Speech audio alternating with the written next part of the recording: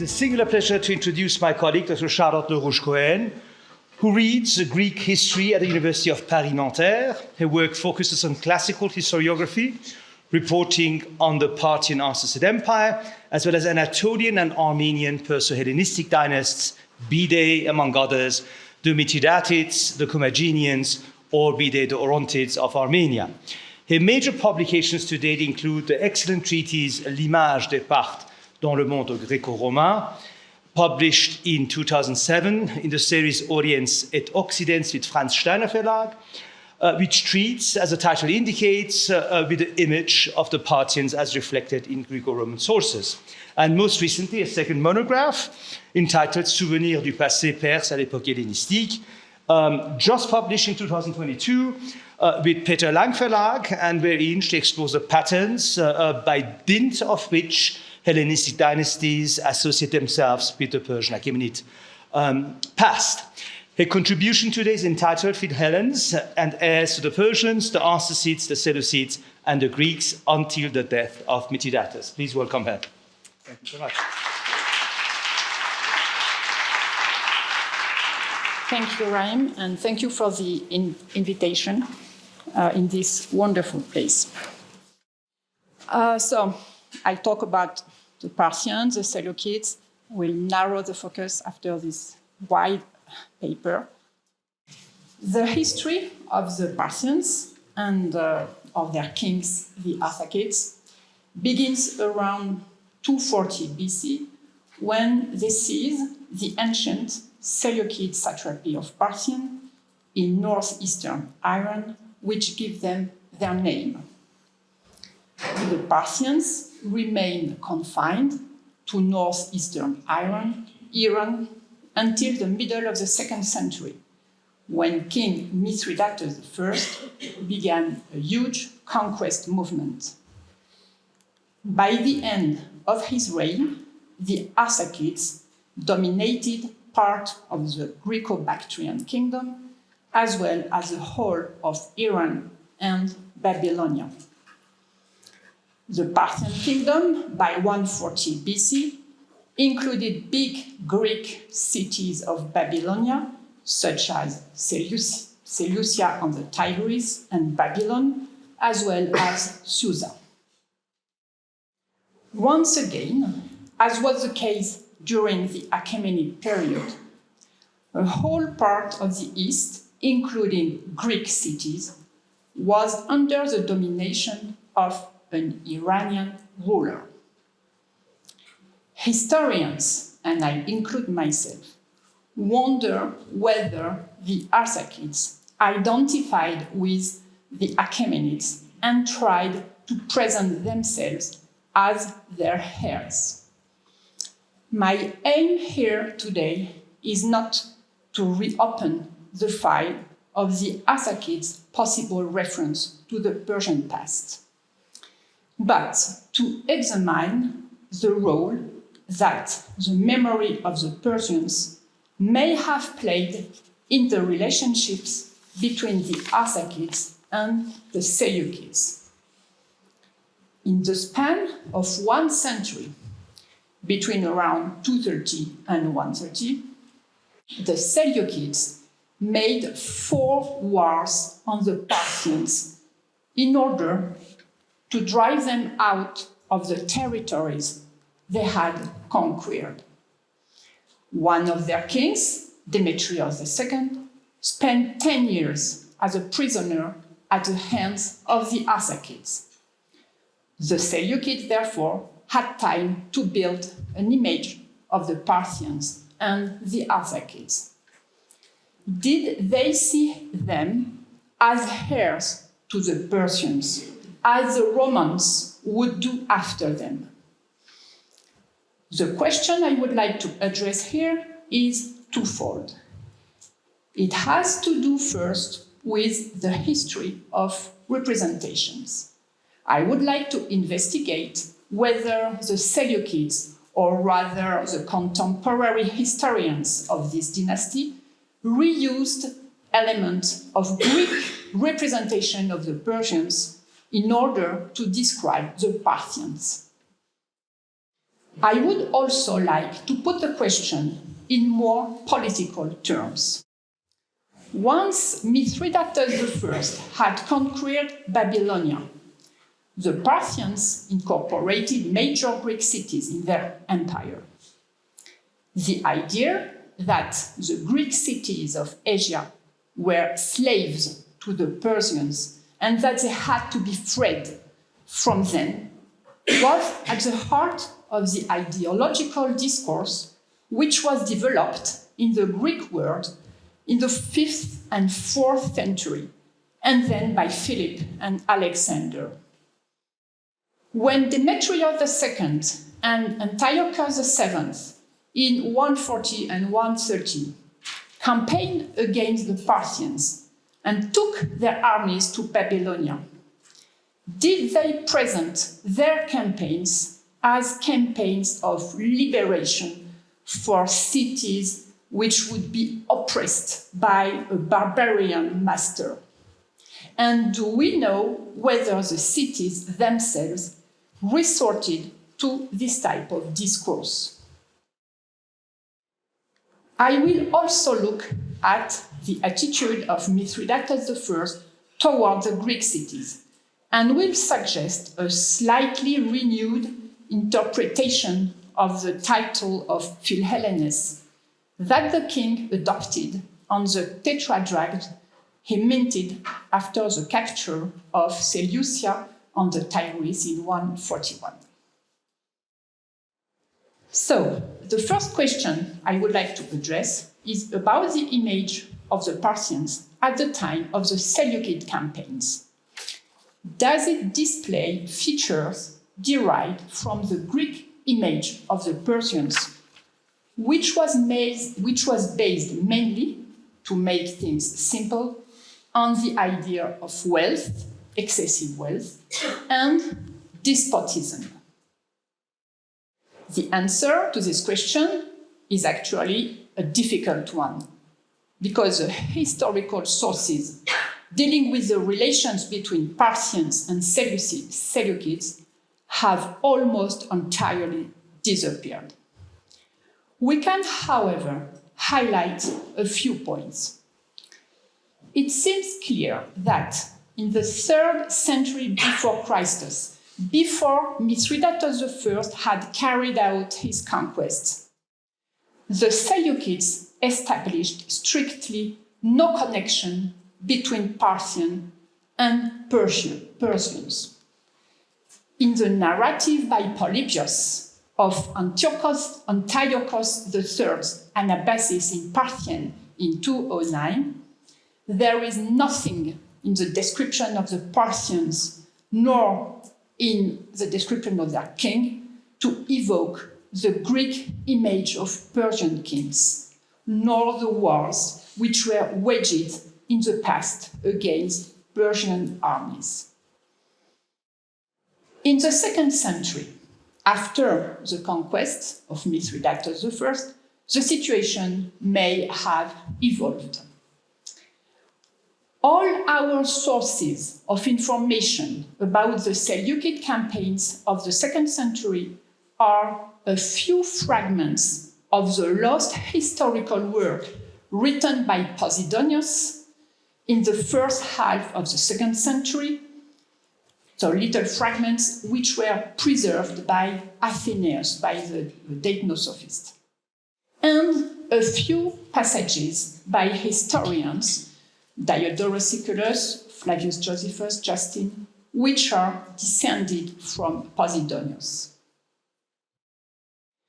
3 fragments, so in Athenaeus' work, testify that in Posidonius' narrative of the Parthian campaigns of Demetrios and Antiochos, the memory of the Persians was present in relation to the Parthians. It is obvious, for example, through the famous descriptions of the Parthian king's banquets, which were included in Posidonius' account of Demetrios II's campaign. Thanks to one of the fragments, fragment 57, We know that Posidonius told that the king ate, so the Parthian king, ate on a high couch, whereas his friends sat on the floor. In another fragment, preserved by Athenaeus, one can read. In the 16th book, again, Posidonius writes, among the Parthians, the kings, at their banquets, occupied a couch on which he reclined alone. It was separated from the other couches and somewhat higher than they. His table was set before him apart as to a hero and was laden with barbarian dishes. Both descriptions instantly bring to mind the description of Persian banquets by the 4th century author of Persica, Heraclides of Kymi, which is quoted by Athenaeus a few paragraphs before Posidonius' fragments. The Achaemenid king told Heraclides has his dinner alone in a room, separated from the other guests by a curtain. When there is a symposium after dinner, the guests enter the room, but they sit on the floor while the king reclines on the couch, supported by feet of gold. So the descriptions are not exactly the same, but the parallels are obvious. The king is alone, he reclines on a high couch, and the guests are on the floor. In another interesting fragment of his histories preserved by Athenaeus, Posidonius narrates that Phraates II, as he was burying Antiochos VII, he had just killed, blamed the Seleucid king for having expected, out of boldness and drunkenness, to swallow up the kingdom of Arsacids, his kingdom, in large cups.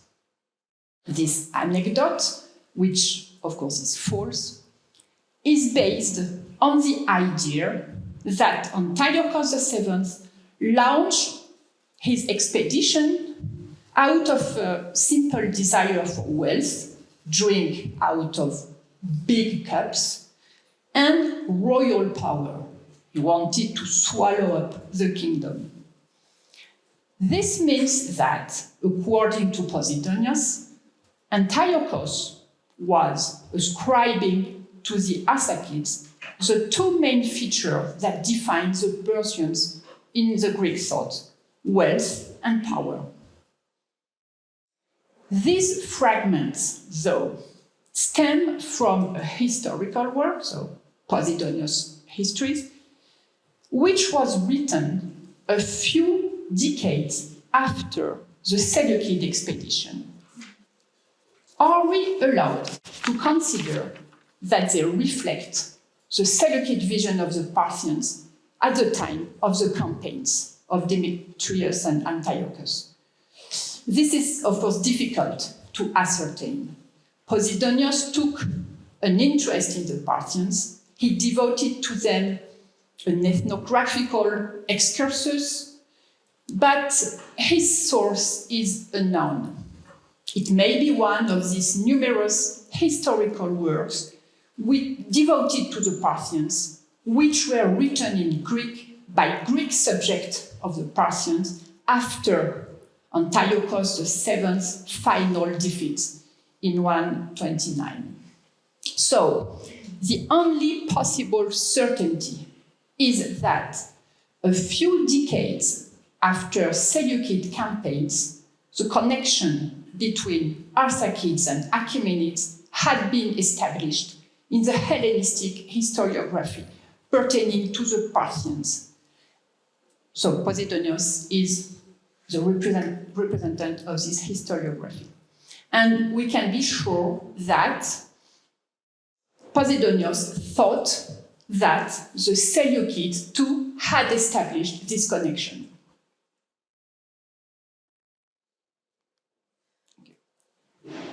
I would like to look now at the more ideological question of the relationship of Seleucids with the Greek cities in Babylonia.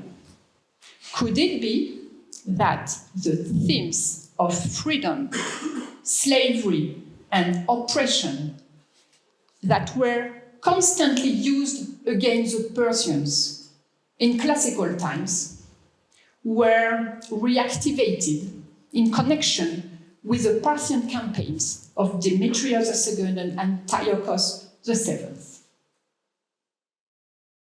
And did the city had recourse to this discourse too? So, the accounts of the Seleucid campaigns make it very clear that the central themes of these campaigns was not the desire to free populations subjected to barbarian oppressors. The core theme of this expedition was simply the necessity to drive out the invaders and recover territories they had unlawfully occupied. Josephus, in his short narrative of Demetrios II's Babylonian campaign, makes it very clear that the king, who in 144 had been driven out of Syria by the usurper Tryphon, launched his campaign in order to recover his territory, which had been taken from him by the Parthians, in the hope of reconquering the whole kingdom from Tryphon. Greek cities were not his main target. On the contrary, according to Josephus, Greeks and Macedonians would have insisted on Demetrius campaigning in the east, promising him in exchange their support against Tryphon. So Josephus writes, for the Greeks and Macedonians living in the region were in fact continually sending envoys to him, promising to go over to him if he would come to them and to join him in making war on Arsacids. Elated by these hopes, he set out for the country, being determined that if he should subdue the Parthians and acquire a force of his own, he would make war on Tryphon and drive him out of Syria. As for Antiochos VII, when Phraates II sent ambassadors to him in 129, he replied, according to Diodorus Siculus, that he would agree to the peace only if Arsaces would release his brother Demetrios from captivity, if he would withdraw from the territory that he had seized by force, and if, retaining only his ancestral territory, he would pay tribute. The aim of his campaign was, first and foremost, territorial, which is all but normal, given the circumstances prevailing at the time. Despite these narratives, though, it is likely that the old refrain of Macedonian armies fighting against barbarian oppressors to liberate subjugated Greeks actually was sung once again during the Seleucid campaigns. So now I turn to Justin. Justin states that the peoples of the East quickly relied to Demetrius because of the ruthlessness of Arsacides, king of the Parthians, and also because, after growing used to the old empire of the Macedonians, they found the high-handedness of their new rulers difficult to bear. According to Justin, in 130, in the same way, Antiochus VII would have received the submission of many Eastern princes, multi orientales reges, who cursed the arrogance of the Persians. Of course, Justin's account is very inaccurate from a geographical, historical, and ethnographical point of view. Justin uses a vocabulary which is typical of Latin historiography and which betrays a late rewriting of the events. I can't help thinking, though, that one finds in his text a distorted echo of themes that were actually circulating at the time of the Seleucid campaigns. These themes would have concerned, above all, the Greek cities, the Greeks and the Macedonians that Josephus was talking about, and not these Oriental princes or Oriental peoples, which Justin is attempting to define as Persians, Elamians, and Bactrian, which is unconvincing. I don't think Bactrian princes went to find Antiochos and ask him to come back and liberate them from the Arsacids. Okay, this is not historically true.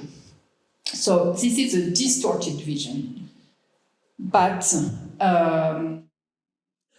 I think he did not invent this idea, and the idea that the Macedonians would liberate the new subject of the Arsacids was not an invention. It was a theme which was circulating.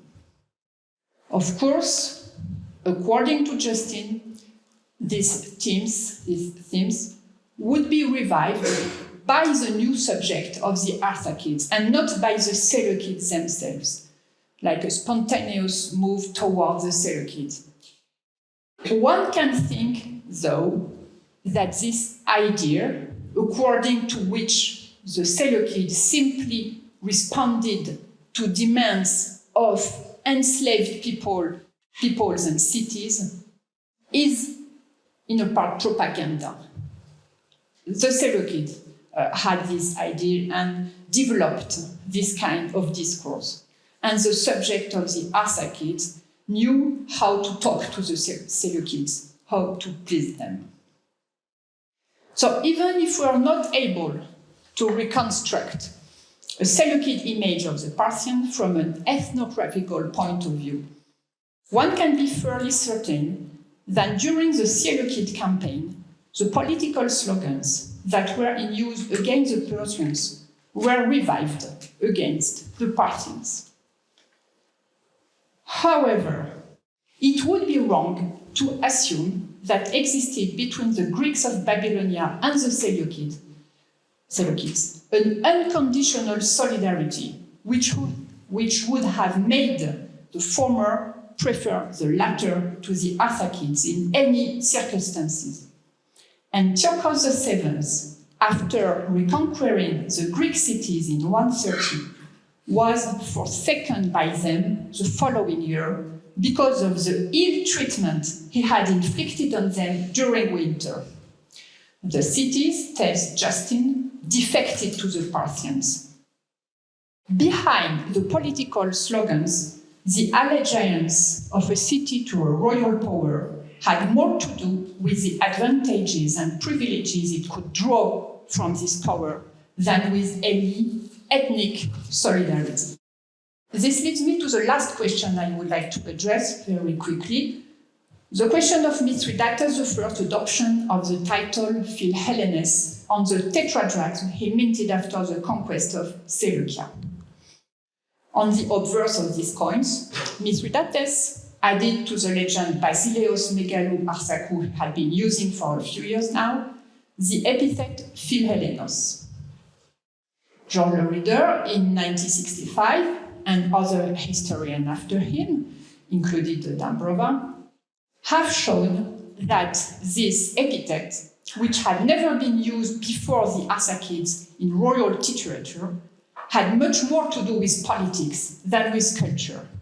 Its purpose was to reassure the Greeks from Seleucia of the king's good intentions toward their city, his desire to respect its institutions, and more generally, to preserve its status as a city in order to avoid any contestation of his rule by the Greeks. I perfectly agree with this point of view, but I would like here to stress two things. First, that this choice by Mithridates to show his benevolence to a Greek city demonstrates a very good knowledge of Hellenistic ideology and of Hellenistic practices too, as far as the Greek cities are concerned. Since the time of the Diadochi, the Greek cities, particularly in Asia Minor, had been the object of rivalry between the various dynasties that ruled the region. Each dynasty portrayed herself as the champion of Greek freedom and the protector of the cities. So the very fact that Mithridates sought to win over the Greek cities and let them know his benevolence indicates his familiarity with the world of the Macedonian kingdoms. Second point and last point. This expression of goodwill should not be simply seen as a gesture of a barbarian king anxious to win over the Greeks. It can be understood too as an answer to the Seleucid propaganda I just mentioned above, a sign that Mithridates knew that the Macedonians were portraying themselves as liberators. Consequently, the Arsacids sought to rival Demetrios on this very question of respect for the status of the city and for its freedom. His adoption of the title Philhellen may prove Mithridates' awareness of being foreign to the Greek world, because no Greek ruler ever adopted this title. But it is at the same time a clear proof of his integration into the world of Hellenistic kingdoms. From this point of view, it could be argued that the Arsacids, vis-à-vis the Greeks, were in a position comparable to that of the Romans, who were also strangers to Greek culture, but who, from the beginning of the 2nd century, posed as the protectors of the cities and declared themselves to be Philhellen. And this is a further proof of the Arsacids' integration into the world of their time. Thank you.